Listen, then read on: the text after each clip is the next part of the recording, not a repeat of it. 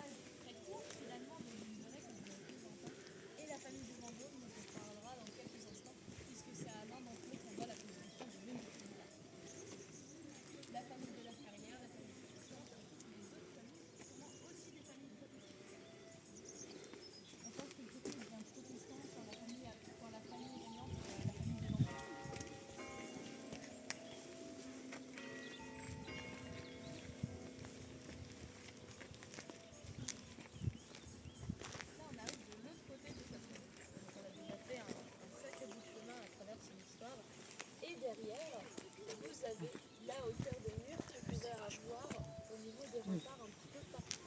Donc ça, cette partie-là, elle a été un petit peu restaurée, hein, c'est pour ça que c'est en bon état. Et de ce côté-ci, vous avez une belle arche en pierre derrière les gens qui sont assis sur les bancs. C'est ce qu'on appelle la porte bailleresse. La porte qui permet de rentrer dans la baille, c'est une ancienne porte charretière. Pendant un temps, la seule route qui permettait d'accéder au château, elle en faisait le tour de ce côté-ci. Celle qui est devant, elle est construite au début des années 1830. Lorsqu'ils l'ont construite, ils ont détruit la Barbacane, un boulevard défensif qui allait jusqu'au rempart du château. Parce qu'à ce moment-là, on commence l'histoire des monuments historiques, mais on n'y est pas encore. Donc on peut se permettre de détruire encore certaines choses. Le terrain de basket à l'époque était juste là. Donc c'était tout bitumé. Hein. Et moi, ce que je vous propose, c'est qu'on va monter au sommet de la tour ronde. Là, c'est le moment où vous ne voyez pas de tour ronde. En fait, elle est ronde à l'extérieur du château, parce que comme c'est défensif et que ça permet de ne pas avoir d'angle mort, on n'avait pas besoin de la rendre ronde à l'intérieur. C'est tout simplement l'espace qui est derrière moi.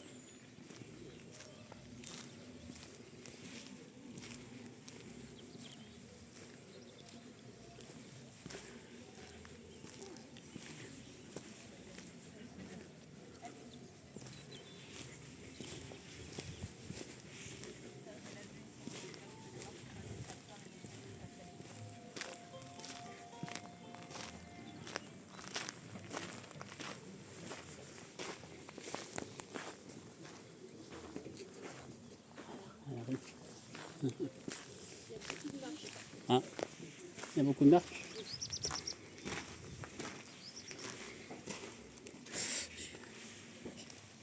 Je sais pas si elle va y. Oula. Oui, oui.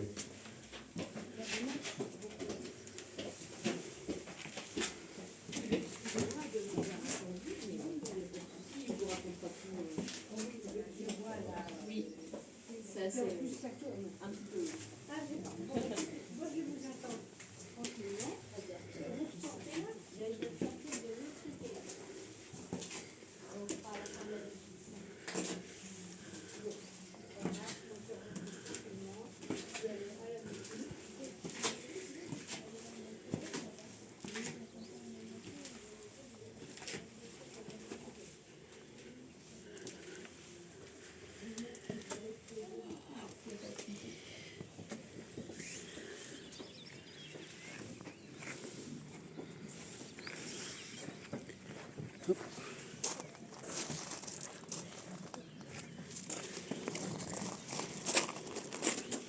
Donc arrivé ici, on a vraiment une vue dégagée sur l'ensemble de la vallée. Il faut imaginer que de l'autre côté là-bas, on a peut-être une vue sur la ville, et la terre là-bas, elle est jolie. Pendant très très longtemps, la configuration de la vallée, elle a protégé le château de l'installation des bâtiments qui arrivaient dans une place. Nous, on demande de respirer. Donc on construisait simplement des deuxièmes châteaux de défense, comme on sait que là juste à côté, ça permet de soutenir le rempart. Au XIIIe siècle, on construit des tours à artères, comme la tour de la Lumière, mais en 1324, le tour enchaîne l'Ariane, et elle est tenue par les Anglais. C'est à ce moment-là qu'on raisonne pour la première fois dans le royaume de France environ les premiers coups de canon. Comme c'est l'heure de couper. Donc on installe des tours à canonnières avec des plateformes pour tirer sur les gens qui nous tirent dessus et des salles d'artillerie comme celle qu'il y a en dessous. Donc la tour ronde, 15e siècle, tour du Vidame, 16e siècle. La tour du Vidame, elle est surtout construite pour protéger la digue qui est en contrebas, qui est aujourd'hui cachée par les arbres, qui a obligé d'étendre la tour en arrière. La digue, malheureusement, est touchée aussi par la construction de la route devant le château. Elle est trop, elle rend la crue beaucoup trop grande, donc il aurait fallu construire un pont. Ça coûte cher construire un pont. On préfère ouvrir une brèche dans la digue pour laisser la crue s'écouler plus facilement. Nous, on va aller s'installer au sommet de la tour du Vidame, puisque vous pouvez voir les mâchicoulis en extérieur, et on va parler de ce qui peut lancer tous les mâchicoulis.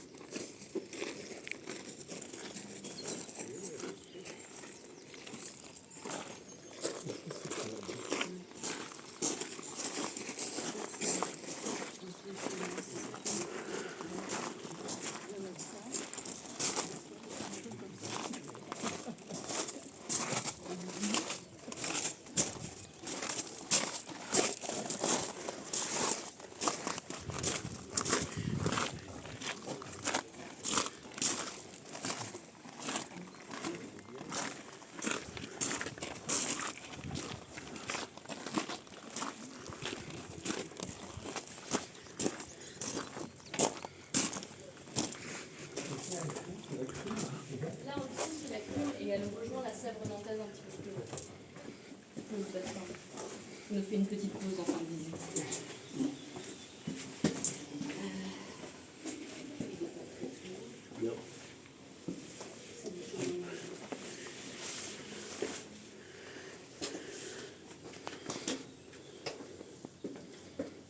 Donc la tour du Vidame qui est construite au XVIe siècle, on est déjà pendant la Renaissance, donc elle est un petit peu différente des autres tours, et elle est construite par un monsieur qui s'appelle Louis de Vendôme. Donc lui, c'est le petit-fils de Catherine de Thouars, issu de son remariage avec Jean de Vendôme après l'exécution publique de Gilles à Nantes en octobre 1440. Donc Gilles de Rais, il a été arrêté, puis exécuté pour le meurtre d'entre 140 et 250 enfants. C'est un très charmant personnage. Et Louis de Vendôme, quand il construit la tour, son travail, c'est d'être vidame de Chartres. Le vidame, c'est le secrétaire d'un évêque, et comme c'est lui qui demande la construction, on appelle la tour du vidame. C'est une tour qui a deux fonctions, une fonction militaire et une fonction résidentielle. Et là, on est dans une des parties qui concerne justement la fonction militaire, puisqu'on est dans le chemin de ronde sur Mâchicoulis, qui est ici construit entièrement en pierre. D'habitude, ce genre de choses, on les construit avec un bas en pierre et une toiture en bois, ou alors c'est fait entièrement en bois. C'est assez rare d'en avoir des comme ça. Face à vous, vous avez les mâchicoulis qui sont des trous qui permettent de lancer de quoi assommer les gens. Mâchicoulis, ça veut dire mâche-colle, on écrase le cou de l'adversaire. Donc on lance principalement des pierres, parce que c'est très pratique. On peut lancer du sable chaud, parce que ça s'infiltre dans les vêtements, c'est très désagréable. On peut aussi jeter de la poix, une substance inflammable qui est faite de résine de pain et de graisse animale. Quand on la jette sur les gens en contrebas, tous leurs amis s'en éloignent puisqu'ils portent la poisse. Donc, généralement, nous, si on leur jette quelque chose d'enflammé, ils prennent feu. Donc, très très pratique. À un moment donné, Hollywood commence à raconter qu'on jette de l'eau bouillante et de l'huile bouillante. C'est pas vrai. L'eau, c'est beaucoup trop précieux lors d'un siège. Si vous en avez plus, autant donner vos clés directement à la personne qui vous attaque. L'huile, ça coûte trop cher, et en termes de logistique, préparer tout ça pour le jeter sur quelqu'un, c'est un petit peu trop embêtant. Donc ça, c'est tout simplement des idées reçues qu'on a sur le Moyen-Âge. Vous entendez peut-être que ma voix, elle va se promener de l'autre côté. En fait, il y a un écho qui est assez particulier.